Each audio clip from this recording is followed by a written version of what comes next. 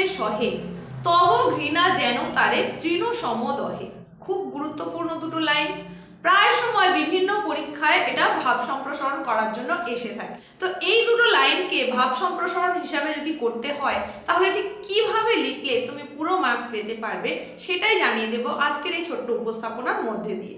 সুতরাং এটা খুবই গুরুত্বপূর্ণ হতে চলেছে, তাই তোমাকে প্রথম থেকে শেষ পর্যন্ত দেখতে হবে এবং বুঝে নিতে হবে ঠিক কি কি তোমাকে এখানে লিখতে হবে।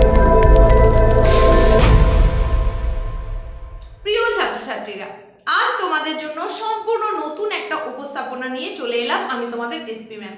আজকের এই ছোট্ট উপস্থাপনায় তোমাদের জানাতে চলেছি ভাব সম্প্রসারণ ঠিক কিভাবে তোমরা করবে। গুরুত্বপূর্ণ দুটো লাইন তোমাদেরকে বলবো, সেই দুটো লাইনকে ভিত্তি করে কিভাবে ভাব সম্প্রসারণ করা উচিত সেটাও তোমাদের দেখিয়ে দেব। যেহেতু পরীক্ষায় এই অংশটা থেকেই থাকে, সুতরাং তোমাকে কিন্তু ভালো করে জেনে নিতে হবে, বুঝে নিতে হবে।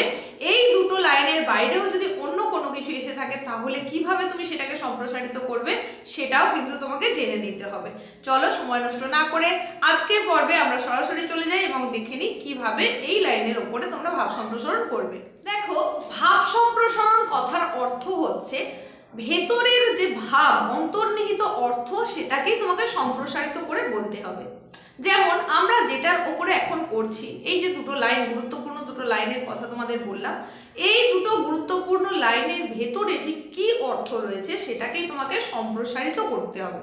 আর সেটাকেই বলা হচ্ছে ভাব সম্প্রসারণ, মানে অন্তর্নিহিত ভাবের সম্প্রসারণ ঘটানো, এটাই হচ্ছে ভাব সম্প্রসারণ। তো সেক্ষেত্রে তোমাকে যেই দুটো লাইন দিক না কেন, দুটো হতে পারে, সেটা 4টে লাইন হতে পারে বা একটু বেশিও হতে পারে, যাই হোক না কেন, তোমাকে আগে বারবার লাইনগুলো পড়তে হবে, পড়ে নিয়ে বুঝতে হবে যে আসলে কি বলতে চাইছে, সেই কথাটা তোমাকে এখানে তুলে ধরতে হবে। যেমন আমরা এখানে এই যে দুটো লাইন বললাম, অন্যায় যে করে আর অন্যায় যে সহে তব ঘৃণা যেন তারে তৃণ সম দহে, এই যে দুটো লাইন আমরা উচ্চারণ করলাম, তাহলে এই দুটো লাইন থেকে আমরা কি দেখছি? অন্যায় যে করে মানে কেউ একজন যে নিজে অন্যায় করছে, আর অন্যায় যে সহে মানে কেউ একজন যে অন্যায় হচ্ছে দেখেও সহ্য করছে। এই দুটো গ্রুপের মানুষের কথা বলা হলো, দু শ্রেণীর মানুষের কথা বলা হলো।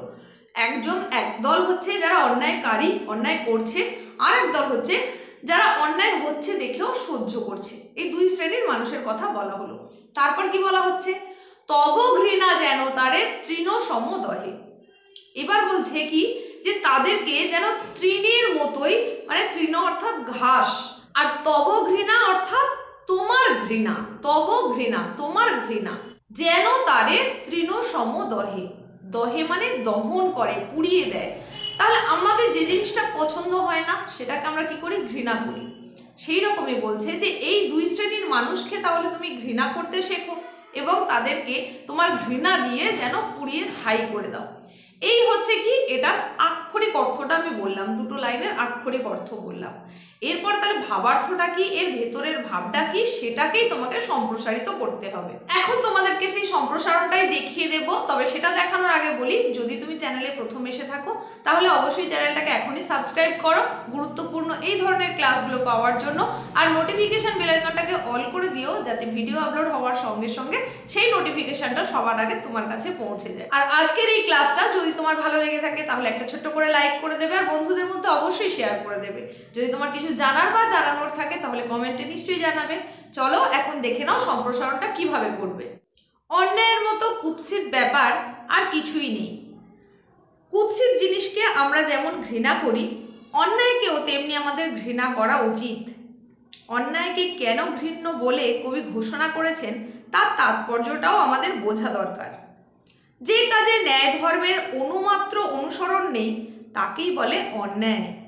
ন্যায়কে লঙ্ঘন করেই অন্যায়ের রমরমা। কোনো রকম নীতির ধার ধারে না এই অন্যায়। এবং একটু খতিয়ে দেখলে যা জানা যায় তা হলো প্রবলরা তাদের ঔদ্ধত্য প্রকাশের জন্যই এই হাতিয়ারটি বেছে নেয়।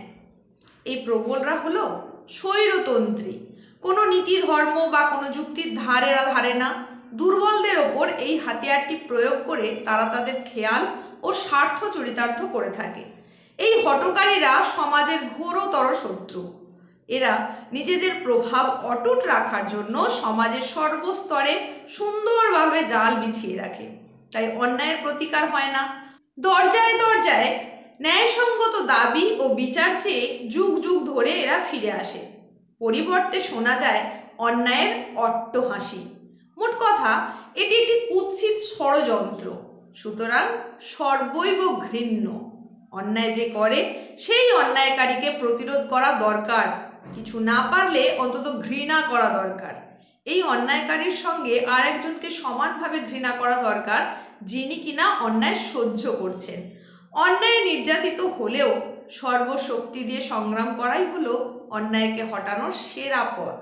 আর দূরে দাঁড়িয়ে অন্যায়কারী ও অন্যায় পিষ্ট পীড়িতকে চোখের সামনে দেখেও যিনি নিজেকে নিরপেক্ষ করে রাখেন, তিনি সমান ঘৃণ্য। কবির ভাষায়, আমাদের ঘৃণা এই ধরনের মানুষদের যেন তৃণের মতো পুড়িয়ে ছাই করে দেয়। ব্যাস, এইভাবে যদি তোমরা সম্প্রসারণটা করে নাও, তাহলে আশা করি সম্পূর্ণ নাম্বারটা নিশ্চয়ই পাবে।